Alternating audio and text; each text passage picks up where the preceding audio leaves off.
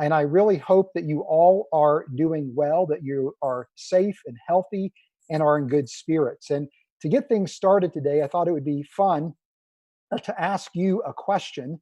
And that question is this: how many of you collected comic books when you were little kids? Actually, maybe some of you still collect comic books today. I collected comic books when I was a little kid, and I'm still an avid comic book collector. But just for fun, as we're getting things warmed up today, I wonder if you would, in the comments section, just say hi, check in, let me know who you are. And if you had a favorite comic book as a kid, maybe you would be willing to share that with all of us. But anyway, as a little kid, I did have a comic book collection, but my comic book collection was actually a little unusual. Uh, None of the comic books that I had in my collection had covers on them, or very few comic books had covers on them. And the reason why is because most of my comic books I purchased from a little corner store just down the street from our house called Fannin's Market. And uh, at that time, my family was living in Montgomery, West Virginia, which at that time was the home of West Virginia Institute of Technology. And this is a picture of WVIT that I thought you might enjoy seeing. This is kind of an iconic photograph of the WVIT campus. And you note that there's an administration building at the very top of a long flight of stairs that goes from the street level to the administration building. And the entire WVIT campus was actually built into a hillside. And on the left, you see the Bears Den, which was the student union. And on the right that you cannot see in the photograph was the science building. And this is actually where my father taught. My father was the chairman of the physics department at WVIT. And our family lived in a little house that was just off the campus grounds. It was faculty housing. And just down the street from our house was Fannin's Market. But because we lived so close to the WVIT campus, which was really very picturesque, I would spend my days playing on the campus grounds. The campus was my playground. And because it was a small school, everybody knew who my father was, and they eventually came to know who I was. And it wasn't unusual for me as a little kid who was rather mischievous to wind up having somebody march me to my father's office for some kind of misdeed that I had done. But I also spent a lot of time interacting and getting to know college students. And those college students oftentimes would consume snacks, they would drink soda, and I would convince them to give me their pop bottles when they were done drinking their sodas. And I would then take those pop bottles down to Fannin's Market, and I would cash them in for a nickel a piece. And if I could get 2 pop bottles, that was equal to a dime, and that would allow me to buy a candy bar at Fannin's Market. Believe it or not, in those days, candy bars were only 10 cents a piece. It's hard to believe, but that was indeed the case. One day I was in Fannin's Market and I discovered that he had a stack of comic books that didn't have any covers on them, and he was selling them for a penny a piece. And I thought, wow, what an incredible deal, because if I was going to buy comic books in town, I had to go to the drugstore, which had a newsstand, and comic books then were 12 cents a piece. And if I wanted to get a double issue, that was 25 cents. This was just way beyond my reach. I didn't have those kind of resources as a young kid. But to be able to get comic books for a penny a piece, who cared if they didn't have covers on them? That to me didn't really matter. But the one stipulation that Mr. Fannin had was that you had to buy 10 comic books. So you couldn't just buy any comic book that you wanted for a penny a piece. You had to buy a collection of 10, which meant that many times I was buying comic books that otherwise I would have nothing to do with, like Little Lulu or Richie Rich or the Archie comics, for goodness sake. So in order to get the superhero comics that I really wanted, the sacrifice was I had to buy comics that I didn't necessarily care for. But again, what an incredible experience to be able to buy comic books for a penny a piece. And I later on learned that the way Mr. Fannin got a hold of those comic books was he would actually get them from the drugstore. In those days, if a newsstand didn't sell a magazine or a comic book, they would rip the covers off, and then they would send the covers back to the distributor as proof that they didn't sell so many issues of that particular magazine or that particular comic book, and their money would be reimbursed. And as part of the deal, they were supposed to destroy the magazines or the comic books, but for whatever reason, Mr. Fannin figured out a way to get a hold of those comic books, and he sold them in his store again for a penny a piece. But because I was rather indiscriminate in terms of the comic books that I would buy, I wound up being introduced to a number of different comic books that I otherwise would never have purchased. And one of those comic books that I discovered in Mr. Fannin's market was Ripley's Believe It or Not. And I'm sure many of you are familiar with Ripley's Believe It or Not comic, but they typically consist of a single panel that is depicting some kind of oddity, either in nature or some kind of human oddity.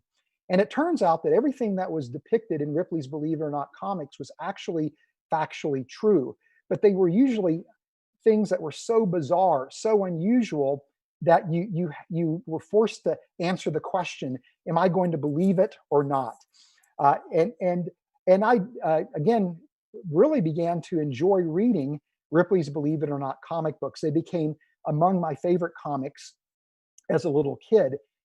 And I was the beneficiary in those days of the legacy of Robert Ripley, who in his heyday was considered to be an entertainment genius. Robert Ripley began his career in 1918 when he started drawing his comic for the New York Globe. And by 1929, the comic was so popular that it had become syndicated, that and it led to a readership in its heyday of about 80 million people. And Ripley was, again, an entertainment genius, and he parlayed the success of his comic into a radio show that aired for a number of years that, again, featured oddities in nature and human oddities, and then eventually into a TV show that ran for a year. But then Robert Ripley died in 1947 after the completion of the first season of his show, and the show came to an end. But Robert Ripley's legacy persists to this very day and is now known as the Ripley's Entertainment Group. But because of my experience with the Ripley's Believe It or Not comic, I've always been attracted to kind of odd, bizarre facts, whether it's, again, in nature or human oddities. I can't help myself. And as a scientist, I also find that I'm attracted to odd, bizarre things about the record of nature as well. And really, when it comes to science, sometimes scientific discoveries really open up some bizarre insights into the way nature works. And you could best classify some of these discoveries as truly believe it or not discoveries. And one of those believe it or not discoveries was reported, I believe, in 2005 in the journal Science. And it was work reported on by Mary Schweitzer, who was a paleontologist, still is a paleontologist at North Carolina State University. And she and her team of collaborators reported on the recovery of soft tissue materials from a T-Rex specimen that dates at 68 million years in age.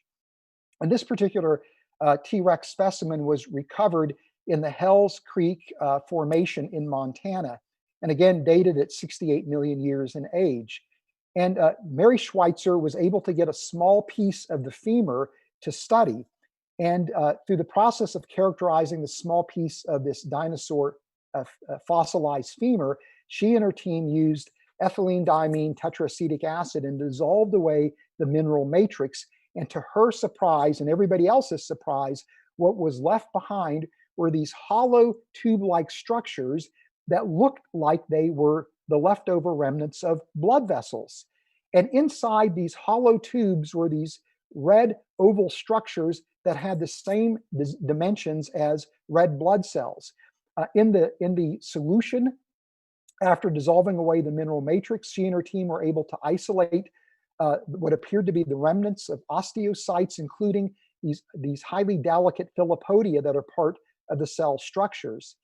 And so it looked as if she was recovering blood vessels and cellular remnants that were left over that were left over and persisted throughout the fossilization process, that these soft tissue remains were preserved in this fossil specimen. In addition to that, she did also some analytical characterization of the samples and discovered that she could detect heme and the protein hemoglobin, which makes sense if you were isolating red blood cells. She could also detect collagen, which makes sense because collagen would be one of the proteins in the bone matrix. And so this was an incredibly exciting discovery that she reported on. It was highly controversial because very few people in the scientific community could actually believe what Mary Schweitzer had discovered. It was truly a believe it or not discovery. And part of the problem was that the paradigm at that time was that the only thing that's going to be preserved during the fossilization process is going to be the hard anatomy of an organism. Or you might have an imprint of some of the soft tissue, but you're never going to actually have remnants of those soft tissue materials associated with the fossils. And yet what Mary Schweitzer discovered was something that nobody would have ever predicted or would have anticipated.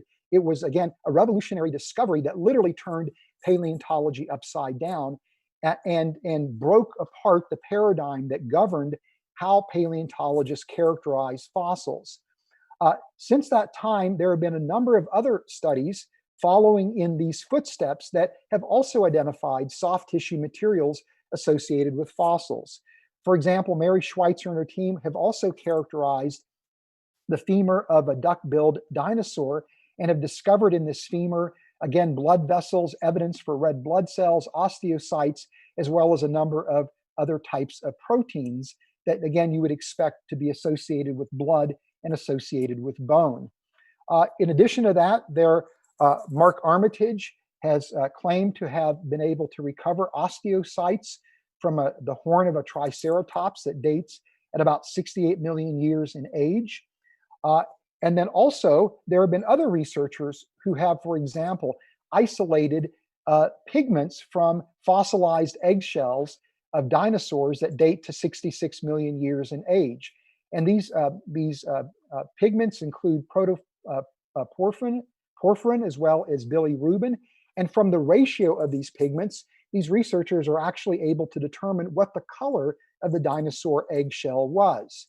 In addition to that, this research team also recovered ovalbumin from this particular sample, which again is a protein found in eggs, in the egg whites. Other researchers claim to have discovered evidence for melanosomes, which are little organelles in cells that harbor pigment. But these melanosomes are associated with fossilized feathers from fossilized dinosaurs or fossilized ancient birds that date at 150 million years in age. Other researchers have recovered from fossilized ink sac, the ink sac of a cephalopod dating at 150 million years, the pigments eumelanin and pheomelanin. Other researchers have recovered keratin from a number of sources, reptile skin that's fossilized that dates to 50 million years in age. Keratin has also been recovered from the fossilized feathers of feathered dinosaurs or the feathered ancient birds. Other researchers have isolated quinones from sea lilies that are 340 million years in age. And then people have also isolated chitin, which is a carbohydrate that forms the exoskeleton of insects and arthropods and mollusks. And they've discovered chitin from a number of sources, including fossilized insects, fossilized cuttlefish, fossilized sea scorpions, and the world's record is recovering keratin fragments from a fossilized sponge that dates 505 million years ago, which goes all the way back to the Cambrian event, to the Cambrian window of time. These are incredible discoveries that really, again, are opening up new vistas for paleontologists that are giving them the chance to not only study the hard anatomy of ancient organisms, but also to get some insight into their biology by looking at soft tissue remnants in the molecules that would have made up these soft tissue materials. This, again, is a very exciting advance in paleontology that that in which scientists working in paleontology are still buzzing about today, even 15 years after Mary Schweitzer produced her original findings. Now, young Earth creationists are also very excited about the discovery of these soft tissue materials associated with fossils, because they would argue that this provides unequivocal evidence that the Earth must be only a few thousand years old, that there's no way that the Earth can be 4.5 billion years in age, or that the fossil record encompasses 3.8 billion years of history. And the reason why they argue this is because, again, the paradigm is that soft tissue materials should not survive in fossils. They should be readily broken down. And in the fact that we're discovering these soft tissue materials must mean that the fossils cannot be the ages that they have been dated to using radiometric techniques, that the age dating of these fossils must be wrong, that they can't be tens of millions or even hundreds of millions of years in age. They must only be a few thousand years in order for the soft tissue materials to survive. And they argue if these fossils are not properly age dated with the radiometric techniques used again to date them, then that means that those same techniques that are used to date the Earth must also be giving inaccurate results. And that the discovery of soft tissue materials with fossils means that the best interpretation of the fossil record is not that it's reflecting, again, a vast history of life on Earth, but rather it's reflecting a catastrophic flood event that happened only a few thousand years ago. This is what Kevin Anderson says. He is a biochemist and a young Earth creationist. He says that if the soft tissue is original, then a very plausible interpretation is that these dinosaur fossils are actually young, that is, no more than a few thousand years of age. This younger age contradicts the standard dating methodology used to originally establish the fossil's ages as more than 65 million years. Such contradiction draws the entire geological dating paradigm into question and further exposes the error of accepting evolution as a presupposition for the dating paradigm. Now, to be fair to young Earth creationists, this is not unreasonable to make this assertion because, again, as I mentioned, the paradigm has long been that there's no way that soft tissue material could survive in the fossilized remains of organisms. And part of the reason why nobody felt that that was possible is because we know that there's a number of mechanisms that will lead to the degradation of the molecules that make up the soft tissues in an organism's body. For example, water will very quickly cause the hydrolysis or the hydrolytic breakdown of many biomolecules. And if there's any alkalinity or acidity in the environment, this will only accelerate the hydrolytic breakdown of these biomolecules. Oxygen, which is ever present, is also a highly corrosive chemical material that will cause the oxidation and the oxidative breakdown of organic materials, of the biomolecules that make up these soft tissue materials. And then, of course, there are microorganisms in the environment that essentially would decompose and break down the soft tissue using this as a source of foodstuff.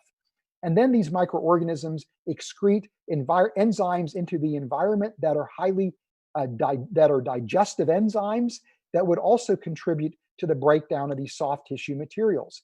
And so the idea here is that that we know, again, of these decomposition mechanisms, that the expectation is that soft tissue material is going to readily degrade.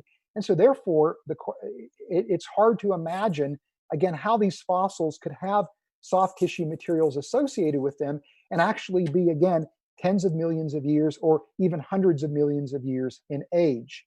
And when I first heard this argument for a young Earth, I must admit that I was taken aback as an old Earth creationist, that I thought, wow, there very well may be something to this argument. And over time became very interested in how do we respond to this particular young Earth creationist argument from an old Earth creationist perspective. And as I became more and more curious about this particular argument, I also was receiving a lot of questions from a lot of different people asking me, how do I, as a biochemist, explain, again, the preservation of soft tissue materials in fossil remains, again, from an old Earth creationist perspective. And that led to me eventually not only researching this question, but writing a book that was published a few years ago now called Dinosaur Blood in the Age of the Earth, where I actually look in detail at the young Earth argument for using soft tissue materials associated with fossils. And I provide an evaluation and a critique of this argument. And then what I also do in this book is I present reasons why, as an old Earth creationist and as a biochemist, I believe that it's reasonable to think that soft tissue material could actually survive for tens of millions, even hundreds of millions of years in fossil specimens. And to engage this whole argument, as well as to, again, set the stage for providing a discussion as to how these soft tissue materials can survive for, again, tens of millions, even hundreds of millions of years, what I would like to do is use a trilemma proposed by Kevin Anderson, again, who is a biochemist and a young Earth creationist. And Kevin Anderson essentially offers three possible interpretations of the discovery of soft tissue materials associated with fossil remains. This is what he writes. The discovery of this preserved tissue has three possible general interpretations. The material is original tissue that was preserved for millions of years by some physical process. Two, the material is original tissue that required no special preservation because the fossil is only a few thousand years of age. Or three, the material is not original tissue, but the product of a microbial biofilm or other contaminating process that mimic biomolecule containing tissue. Now, when Mary Schweitzer and her team first reported her results in 2005, there were many people in the paleontological community who were highly skeptical of her results and actually argued that the third option in Anderson's trilemma was the most reasonable explanation, that it was what Schweitzer actually discovered was essentially microbial biofilms and materials produced by microbial contamination. But since that time, Schweitzer and her research colleagues, as well as other groups, have shown that this third possibility is really not valid, which really leaves us with two other options. Either it's original material and there's some kind of preservation mechanism that allows the soft tissue to survive, again, for millions of years, or the fossils are actually young, and that the dating regime then used to date those fossils is invalid. And so what I'd like to do, first of all, is take a look at at the second option that Kevin Anderson proposes, that the dating methods used to age date fossils is unreliable, and that the fossils really are only a few thousand years in age. And at this point, I'm just going to simply point out that even though people have questioned the reliability of radiometric dating, I can find no reason to think that radiometric dating is an unreliable technique. Every criticism that I've ever read against the validity and the reliability of radiometric dating has fallen short in my estimation. And in fact, when I examined the principles behind radiometric dating, as well as how radiometric dating works, and I've also note a number of studies that have been designed to validate radiometric dating as a methodology, I see radiometric dating as being absolutely reliable. And because of time constraints today, we're not going to have time for me to give you reasons why I believe that radiometric dating is reliable. But I have an entire chapter in Dinosaur Blood in the Age of the Earth where I actually give you reasons, again, why I believe radiometric dating is indeed reliable. And so therefore, there's really no reason to think that these fossils are actually only a few thousand years in age. And that radiometric dating, again, is a failed methodology. And so that leaves us really with one other option, and that is that the material in these fossils is actually original tissue that was preserved for millions of years by some kind of process or set of processes. Now, it's one thing to back into this conclusion by saying, we believe radiometric dating is reliable, therefore this must be original material. But what would be much more gratifying is actually coming up with an explanation for why we think that this soft tissue material is actually, again, capable of surviving, again, for millions of years. And that's what I'm going to spend the rest of the time that I have is trying to show you that it's reasonable to think that soft tissue material could actually survive, again, for vast periods of time, and that the original paradigm in which people believed that soft tissue materials couldn't survive was actually a flawed paradigm to begin with. Now, before we get into how these soft tissue materials could actually survive, one thing that we need to make clear is actually what has been discovered in these fossil remains. Because when you read sometimes the popular scientific descriptions of these discoveries, or you read the young Earth literature, you're left with the distinct impression that what was discovered, let's say by Mary Schweitzer, was actually the original blood vessels, or that what was discovered were actually original red blood cells or original osteocytes, or that they actually discovered intact hemoglobin molecules and intact collagen and other types of proteins that would be part of the bone connective tissue. But this is not what's been discovered. What's been discovered is actually, in the case of the blood vessels, are essentially the original material that has undergone significant chemical alteration and significant chemical transformation that is consistent with it being, again, tens of millions of years in age. And that even though these blood vessels have undergone significant chemical alteration, their original morphology is still retained. Or the red blood cells or the osteocytes that are discovered are not the actual cells themselves, but are the remnants of the cells that, again, have undergone chemical alteration. And what's left behind are structures that bear morphological similarity to these original cells, but are not the actual cells themselves. Or with respect to the proteins like collagen or keratin or ovalbumin, or the chitin remnants that have been discovered, these are not intact molecules, but actually heavily fragmented and chemically altered remnants of the original molecules. Jack Horner, who's a famous dinosaur paleontologist, who is also Mary Schweitzer's PhD advisor, in a book called How to Build a Dinosaur, writes this: I should point out also that calling the fossils red blood cells is a shorthand way of speaking that may be a bit misleading. Just like calling a fossilized femur a bone, it is not a bone in the sense that a femur of a recently dead cow is a bone. Minerals in the dinosaur bone have been replaced. Chemical changes have occurred.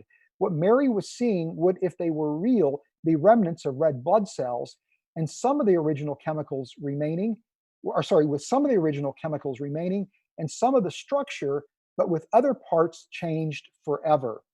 And in fact, when you look at what Mary Schweitzer and her team detected when they were able to detect evidence for collagen, for example, in the T-Rex femur, it's very clear that what they were detecting were actually collagen fragments, not the original intact collagen molecule. And one of the analytical methods that they were using to detect collagen is a technique called antibody binding. And antibodies are proteins that have regions in their structure that will bind to other molecules. And so many times antibodies can bind to other proteins. But the region of that protein that they bind is a very, very small region. This is called the epitope. And the epitope for antibody binding can be, again, a very small portion of a protein molecule.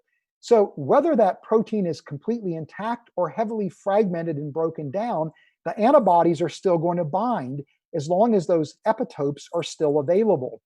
And so Mary Schweitzer was detecting with the antibody techniques that she was using collagen fragments. In fact, she and some collaborators actually were able to use mass spectrometry to sequence the small collagen fragments and determine the amino acid sequence of the small collagen fragments they were able to isolate from the T-Rex femur.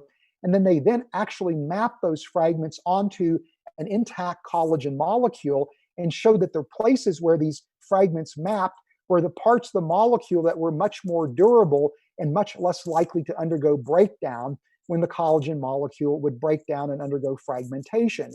And so, in other words, what Schweitzer is discovering and reporting is completely consistent with the idea that this is not original material that is intact and unaltered, but rather is heavily altered and heavily fragmented molecular remains of the original materials. Okay, so then how is it possible for even these small fragments of soft tissue materials to survive? Because again, as we said, they're these decomposing mechanisms that are unrelenting, that should very quickly break down the soft tissue materials. Well, it turns out that there's actually two opposing forces that are in play here that determine whether or not soft tissues are going to survive. One of them is decomposition, and the other one is mineral entombment. That is, during the process of fossilization, minerals from the environment will exchange with the minerals that are part of the bone, in this case of the T-Rex femur. And through that process of exchange, any soft tissue material that is around eventually will become entombed in that mineral, in those minerals from the environment. And when that mineral encasement forms around the soft tissue, it will arrest the degradation process at that point. And so all the soft tissue materials have to do is survive long enough for mineral entombment to take place. And if they are able to do that, they're going to be preserved in the fossil remains until a researcher comes along and releases those soft tissue materials through some kind of technique that will dissolve away the mineral matrix. So again, there are two opposing forces that represent a race against time, where decomposition and mineral entombment are again competing with each other. And if you can have mineral entombment before complete decomposition, the soft tissue material will indeed survive. Another way to think about this is by considering a comic book that maybe some of you are familiar with, and that is The Walking Dead. And I'm not sure if any of you are familiar with the Walking Dead comic. This is written by Robert Kirkman. But if you're not familiar with the comic, you're probably familiar with the TV show called The Walking Dead. This is on AMC. And if you're familiar with the show, you know that this is about a future zombie apocalypse where some kind of virus is introduced into the human population. Smacks a little bit of COVID-19, doesn't it? And that this virus causes people to become reanimated after they die. And it turns out that the entire human population has been infected with this virus. And there is a handful of people that have somehow escaped the effects of the virus. And these sole human survivors are now trying to make their way in this apocalyptic world where zombies are everywhere and are a constant and never-ending threat. And so if you think about, again, the soft tissues as being the human survivors that are trying to escape the zombie hordes, which you could think of as being the decomposition mechanism, you know that what these characters do to survive is they find some kind of shelter. And that shelter would be like the mineral entombment. And so even though there is this never-ending horde of zombies that are coming after the human survivors, if they can find shelter, this will allow them to survive in the face of these unrelenting zombie hordes. And so likewise, if the soft tissue material can find some type of shelter in the form of mineral entombment, even though the decomposition mechanisms are unrelenting, these soft tissue materials will survive. Now, if you've ever watched The Walking Dead, you'll know that the show is known for killing off main characters. And it's very brutal if you're a fan of the show, because you become attached to some of these characters, and then they wind up dying, sometimes unexpectedly and sometimes in rather horrific ways. And so it's gut-wrenching if you watch the show. But at the beginning of every season, there's a cast of characters, and you know at the beginning of the season that some of those characters are not going to make it. And you can almost predict who isn't going to make it, because some people are just not designed to live in a zombie apocalyptic world, whereas other characters just have that mental and physical fortitude that tells you they're going to make it no matter what. Well, molecules are like the cast of The Walking Dead. Some molecules are not destined to survive very long, and they're going to very readily decompose. But other molecules are highly durable molecules that can actually withstand significant amount of decomposition type processes. And there are two properties that molecules have that make them highly durable and highly resistant to decomposition, and that is cross-linking and aromaticity. And it turns out that the molecules that have been recovered from fossilized remains are actually molecules that are either heavily cross-linked or highly aromatic, or a combination of both. In other words, the materials that we are recovering from these from these fossils, these soft tissue materials that we're recovering from these fossils, have a chemical makeup that is exactly what we would expect in that they are highly durable molecules that are designed to withstand, again, extensive decomposition mechanisms. Now, on top of that, we've also discovered that what we thought to be decomposition processes, in some instances, can actually, ironically, preserve soft tissue materials. So even though, for example, water can promote the hydrolytic breakdown of the molecules that make up soft tissues, in some instances, water can actually protect those molecules. How is that possible? Because of something called the hydrophobic effect, which I'm not going to explain here at this point in time. But because of the hydrophobic effect, sometimes when biomolecules are exposed to water, it actually causes them to fold up into tight, compact structures that actually prevent them from breaking down. Oxygen can cause oxidative damage, but it also can drive cross-linking reactions. In some instances, oxygen can drive such extensive cross-linking of biomolecules that you form this massive, intractable organic material that is resistant to chemical and microbial breakdown. Acid and alkaline in the environment can promote hydrolysis, but they also create an environment that has antimicrobial qualities. Microorganisms can consume soft tissues, but they also secrete materials that form a matrix that actually can promote mineralization, mineral entombment in the soft tissue materials. And so in other words, what we thought to be, again, strictly speaking, decomposing mechanisms actually can, in some instances, function as mechanisms that will preserve the soft tissue material. And then on top of that, we've found other mechanisms that are strictly protective. For example, iron that would be released from the red blood cells associated with the hemoglobin molecule can promote cross-linking. It has antimicrobial properties. The minerals that are associated with bone can absorb soft tissue materials, protecting them from breakdown. Sometimes the minerals can actually form cross-links with the organic material, further stabilizing their structures. And the mineral surfaces actually inhibit environmental enzymes. Hemoglobin, which would be present in red blood cells, has an antimicrobial effect. Heme is an enzyme inhibitor. And there's other protective mechanisms that we're continually discovering. And so the bottom line is that it makes sense to us today for why these soft tissue materials can actually survive in certain fossils under certain preservation conditions. This is not mysterious. It doesn't require some kind of magical process to preserve these materials. We know why these materials can indeed be preserved. So there's no reason to think that, again, that soft tissues cannot survive for tens of millions or even hundreds of millions of years. This is not a mystery any longer.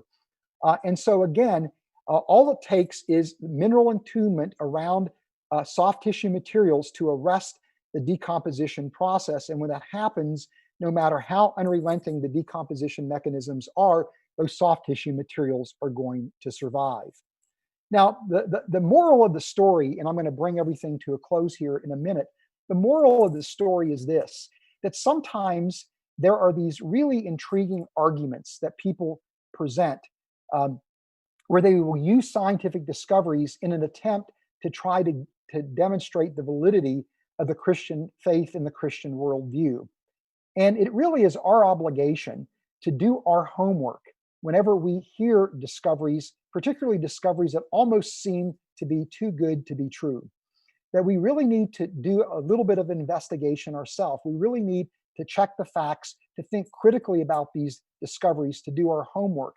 Because if we don't, we could very well do the opposite of what we intend, which is instead of presenting a scientific case for the Christian faith, we actually give people scientific reasons to discount Christianity. And I meet so many people who think that this argument that soft tissue materials are associated with fossils is evidence for a young earth and hence evidence for the validity of Christianity. I see so many Christians using that argument, and I must tell you that people outside the Christian faith fail to find this argument compelling, and it's not because they are influenced by and blinded by the evolutionary paradigm. It's because the argument lacks merit from a technical standpoint. So what I would encourage all of you to do, regardless of who is presenting that argument, whether it is young earth creationists, theistic evolutionists, or even those of us at Reasons to Believe, do your homework, check out the argument, make sure that the argument is sound, ask questions, again, fact check. And in a sense, we want to be like Norbert Perlroth. Now, I imagine that none of you have ever heard of Norbert Perlroth, but in many respects, I would say that he is the unsung hero of our story today, because Norbert Perlroth was the chief fact checker and the chief researcher for Ripley's Believe It or Not, for the Ripley's Believe It or Not enterprise. And he was from Poland. He spoke 14 languages and was Robert Ripley's right-hand man. And he was responsible for fact-checking a lot of the ideas that they were going to use for their comic strips. And the fact that he could speak 14 languages meant that he was well suited to read material from all kinds of countries around the world. But his ability to also speak 14 languages meant that he could survey literature from all over the world and help identify odd facts that could then be depicted in the Ripley's Believe It or Not comic. In fact, Norbert Perlroth was responsible, according to the stories that I've heard, for producing 24 odd facts a week for the artists at Ripley's Believe It or Not to depict in comic form. And Norbert Perlroth lived in Brooklyn, New York, and he would take the train every day into Manhattan, go to the New York City Public Library, and spend 10 hours a day, 6 days a week, reading books and articles and newspapers in the library, looking for odd facts or checking on claimed oddities. And the librarians that got to know him estimated that over the course of a year, he would read 7,000 books. And it turns out that he worked for Ripley's Believe It or Not for 50 years, which means arguably Norbert Perlroth read through 350,000 books in his lifetime, fact-checking and doing research for Ripley's Believe It or Not. And so that to me is absolutely amazing. But again, Norbert Perlroth exemplifies what our approach ought to be when we use scientific evidence to argue for the Christian faith. We really need to be critical before we advance arguments and share those arguments with people that very well may be open to Christianity, and all they need is evidence for the Christian faith. If our arguments are not sound and well thought out, we could do more damage than good. Okay, well, I'm going to go ahead and end my formal presentation here, and then now open up the floor for some Q&A. So I would encourage you to submit your questions. And I just want to remind you that the download for the presentation that we gave today, the PowerPoint presentation that I used, the download is available to you. Just follow the links in the comment section. Okay, hey, to get things started with the Q&A, let's have a little bit of fun here. A few people have told me their favorite comic books, I assume when they were little kids, and maybe those comic books still aren't their favorites today, but Kirby Hansen said Superman and Donald Duck. Ben Miller said DC, Superman. Merrick said the Fantastic Four and the Flash. The Fantastic Four was one of my favorites when I was a little kid. Sean Ravish says The Far Side and Calvin and Hobbes. Okay, so let's take some serious questions here. This one comes from my friend Terry Rathman, and he says, were dinosaurs warm-blooded or cold-blooded? What is the evidence?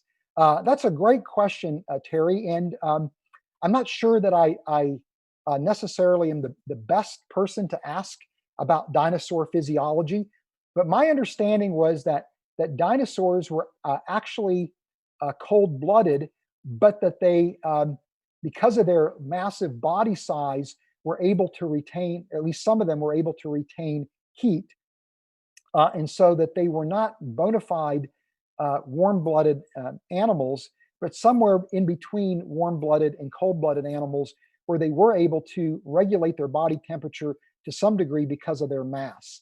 But again, this is the impression that I'm under, and so I'm open to being corrected by somebody who might be listening to this who would know better than me. Okay, here's a question from Brian Rohenbacher. I've heard that all dinosaurs might have had feathers. Is there evidence that this includes sauropods? Again, I'm not necessarily the world's expert on dinosaurs, but my understanding is that dinosaurs all were feathered creatures, and this would even include the sauropods, and that right now most people categorize dinosaurs into two broad groups: the avian and the non-avian dinosaurs, where the view is, from an evolutionary perspective, that the avian dinosaurs actually gave rise to birds. In fact, these people would argue that dinosaurs actually never went extinct, that they're still with us today. It's just simply that we call these dinosaurs birds today, whereas the non-avian dinosaurs have gone to complete extinction. But the view is that both groups actually were feathered, both the avian and the non-avian dinosaurs. Okay, here's a question from Kirby Hansen. You've mentioned that the substances which have been identified in dinosaur fossils, can you list some of the substances which haven't been seen? What about DNA, RNA, or amino acids? Okay, well, amino acids have been discovered in association with dinosaur remains, and part of the evidence initially that Mary Schweitzer used to convince herself that actually the collagen fragments that she was detecting were actually collagen that was derived from the dinosaur itself, as opposed to some kind of contamination from the environment, is that the amino acids that they were able to recover were actually a racemic mixture. And this is really important because amino acids in proteins in living organisms are all left-handed. And so if it was contamination, then you would expect that those amino acids would all be left-handed. But the fact that you saw a racemic mixture means that the amino acids must have been present for vast periods of time, because over time, amino acids will undergo a chemical process called racemization, where the left-handed or the right-handed amino acids will actually degrade into a mixture of left and right-handed amino acids. So over time, amino acids are going to move from, again, being chirally enriched to being racemic in nature. And so that was a very critical piece of the evidence that Mary Schweitzer had originally, that the collagen that she was detecting was actually original because of the racemization of the amino acids. No evidence for RNA. There is some evidence recently published that DNA may have been actually detected in a fossilized specimen. This would have been a 75 million year old duck-billed dinosaur. It was actually a juvenile specimen in which Mary Schweitzer and her team of collaborators were looking at growth plates. Because these were juvenile specimens, they were still in the process of growing. And so they thought that they could do microscopic characterization of the growth plates, giving them some insight as to how dinosaurs would have grown as they went from a juvenile stage to an adult form. And they discovered essentially well-preserved cartilage in the region of the growth plates, right at what's called the junction between the cartilage and as it's undergoing transformation into bone. This is called the chondro-osseo junction, if I'm not mistaken. And in that cartilage, they noticed lacuna, which are little openings. And in the lacuna, they could actually detect what appeared to be the remnants of chondrocytes. And these chondrocytes in the lacuna, in the growth plates, right at the bone cartilage junction, undergo very rapid replication, and they also are secreting materials that form the extracellular matrix. These chondrocytes will eventually die out, leaving behind empty and open lacuna. But they were actually discovering chondrocytes, and it looked as if some of them were in the process of undergoing replication when they were preserved. And in the what appeared to be the nucleus, they could see what appeared to be chromosome-like structures, and they were actually able to use certain dyes and detect evidence for what appeared to be DNA remnants in these chondrocytes. This is still a highly controversial claim on her part. I'm of the opinion that she actually probably did indeed detect small fragments of DNA. But again, this makes sense because number one, this is a very well preserved specimen. Number two, when the chondrocytes are undergoing such rapid growth and division that they would consume all the oxygen in the local environment. So the site of the chondro-osseo junction is actually depleted in oxygen. And then on top of that, cartilage, it doesn't have any kind of vascularization. It's not infiltrated with blood vessels, meaning that there's no openings, there's no pores, which would prevent microorganisms and environmental enzymes and water into that environment. And then the fact that they were seeing what appeared to be chromosomes meant that the DNA was tightly complexed with proteins and would have been inherently in a protective environment. So she very well could have actually detected very small pieces of DNA. And the method that she was using to detect the DNA is a dye that will intercalate between the DNA bases. And when it does that, it'll then fluoresce or give off a light that allows you to know that intercalation has taken place. But that intercalation can occur with a very short pieces of DNA that can be as little as 6 base pairs in size, little fragments of DNA. And again, that DNA could still have undergone chemical alteration and still intercalate with those dyes that she was using. So I don't think there's any reason to think that that Mary Schweitzer and her team didn't discover DNA. But again, this is very controversial, and controversy seems to follow Mary Schweitzer wherever she goes, as she's pushing really the boundaries of paleontology. Here's a question from Danafi. Isn't the half-life of DNA about 500 years, meaning it loses 50% of its information every 500 years? Taking this relatively short half-life into account, there's no way we can rebuild a dinosaur from a soft tissue sample, right? Well, I don't think anybody claims that we could use the soft tissue material from dinosaurs and resurrect dinosaurs whatsoever. There's no likelihood of that happening. And in fact, people like Jack Horner have suggested that there may be another way for us to resurrect dinosaurs. And this is a research program called reverse evolution, where they would argue that if indeed birds evolved from dinosaurs, we should be able to take birds and reverse evolve them back into a dinosaur state. And so there's actually a number of research groups currently working on this problem, trying to create a dinosaur-like bird. And in fact, the bird that everybody's working on is the chicken. And so people are trying to create a chickenosaurus. And this is all real and true stuff. This is not comic book stuff. It's not believe it or not stuff. This is actually work that's going on.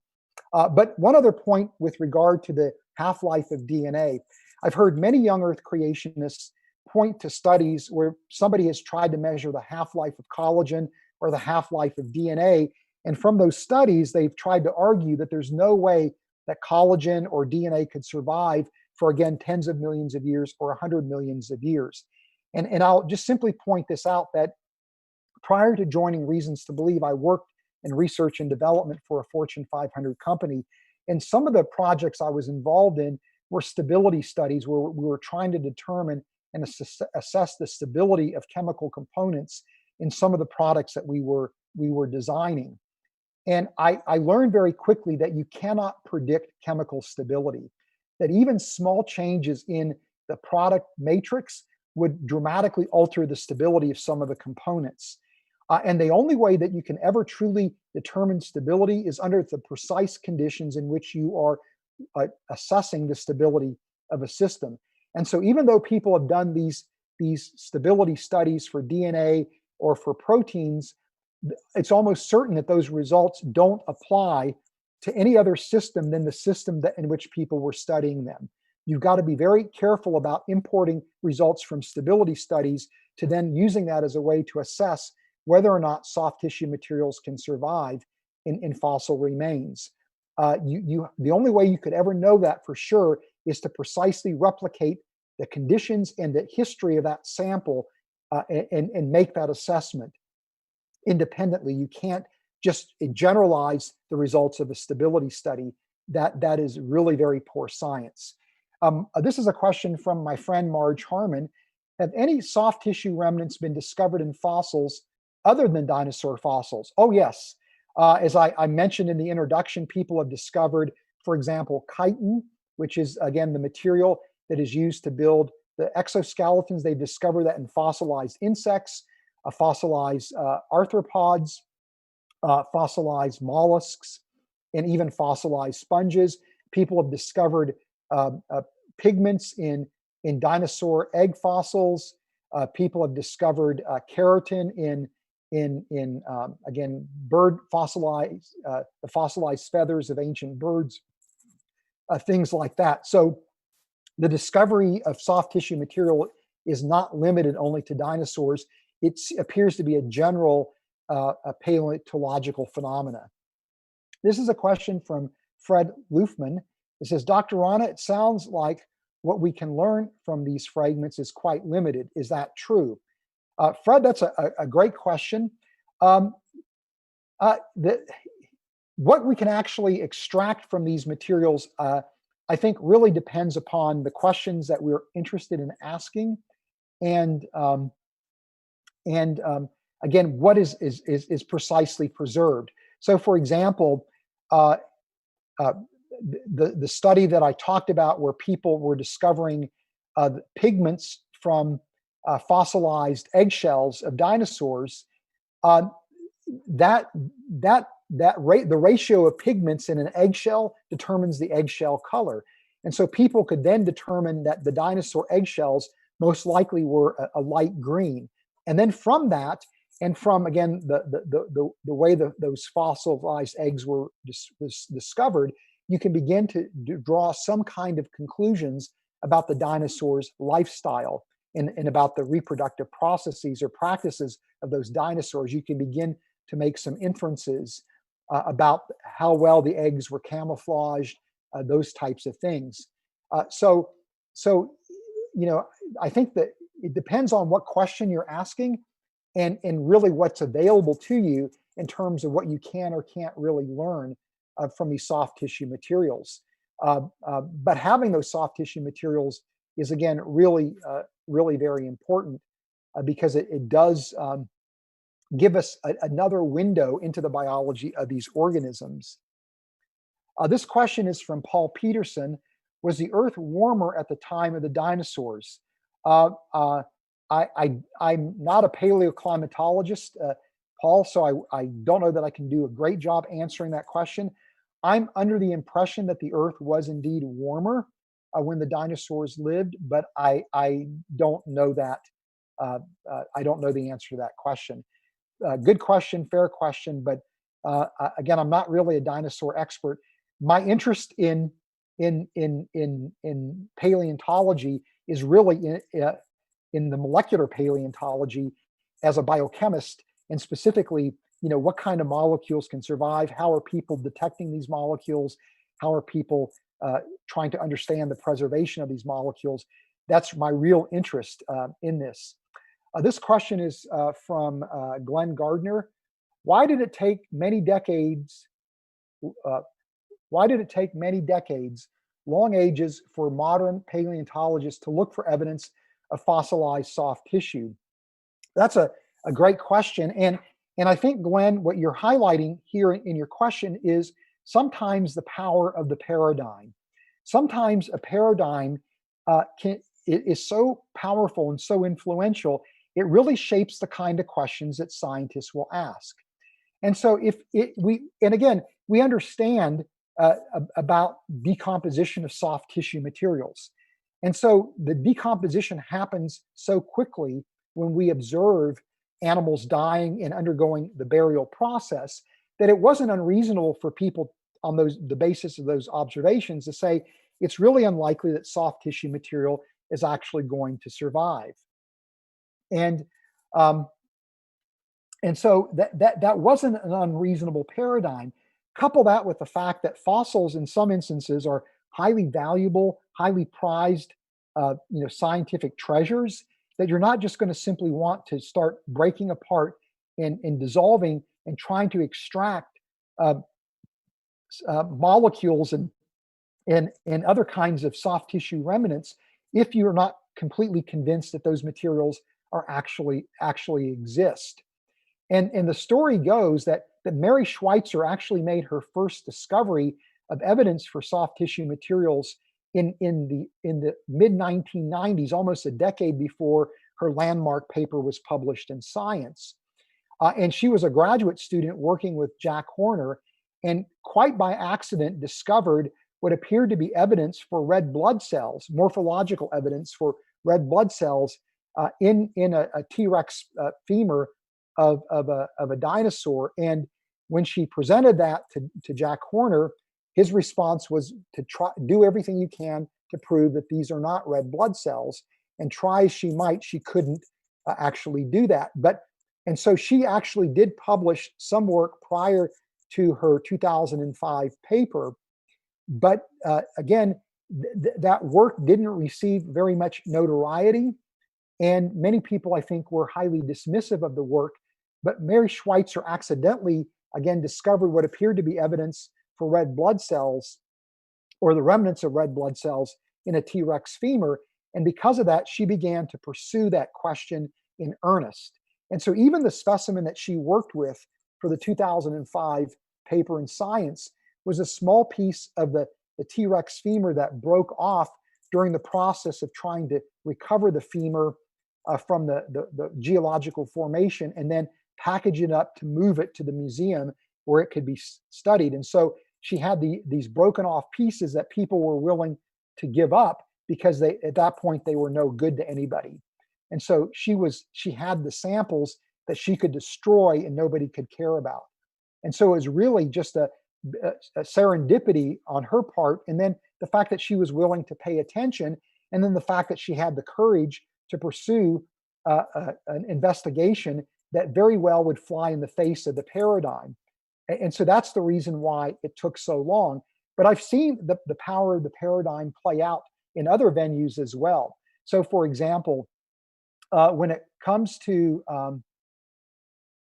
the idea of junk DNA, this concept of junk DNA was advanced probably in the late 1970s, if I'm not mistaken, in about that window of time.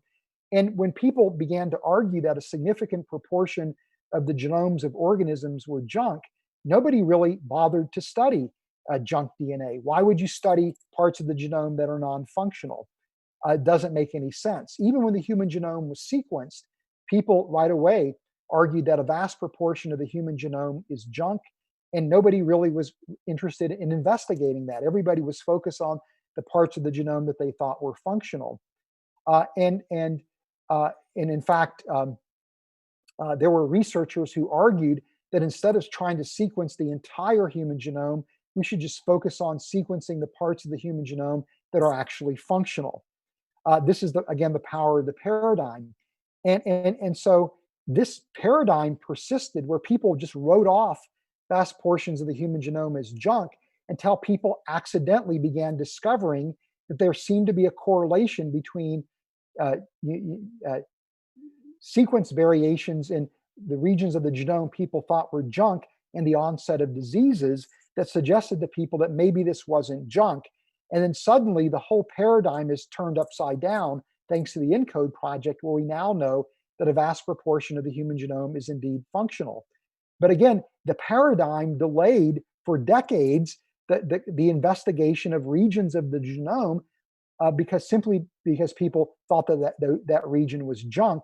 And that paradigm was shaped by an evolutionary view of humanity's origins. So the power of the paradigm can really influence the kind of questions that people will pursue in science. And a lot of times it is the mavericks, those people that are willing to throw caution to the wind, that are willing to pump their fist at the establishment, that many times overturn the paradigms and open up new vistas for scientific investigation and fundamentally new insights into nature. And I see Mary Schweitzer as that type of a person. She is one of my scientific heroes. The more that I follow her work and the more that I read about her life, I count her as among my scientific heroes for many, many reasons. Well, that was the last question. So we're going to bring things to a close.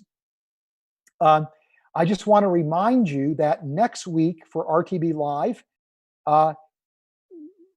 Jeff Zwirink and George Haraxkin, Jeff is a physicist and George Haraxkin is a philosopher, are going to talk about the ethical concerns of artificial intelligence and big data. You really don't want to miss that episode of RTBLive, because I can't think of two better people to talk about a really provocative and a really important conversation, again, about how the relationship between ethics and advances that are happening in the technology frontier. Also, I want to remind you that you can download the slides for today's presentation by visiting reasons.org/fuzz, reasons.org/fuzz.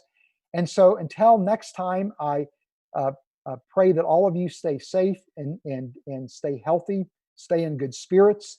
And also on Saturday, there will be an RTBLive extra podcast that will come out in which we will take on some of the questions that we weren't able to get to in today's RTBLive session. So again, until next time, remember, the more we know about science, the more we have reasons to believe.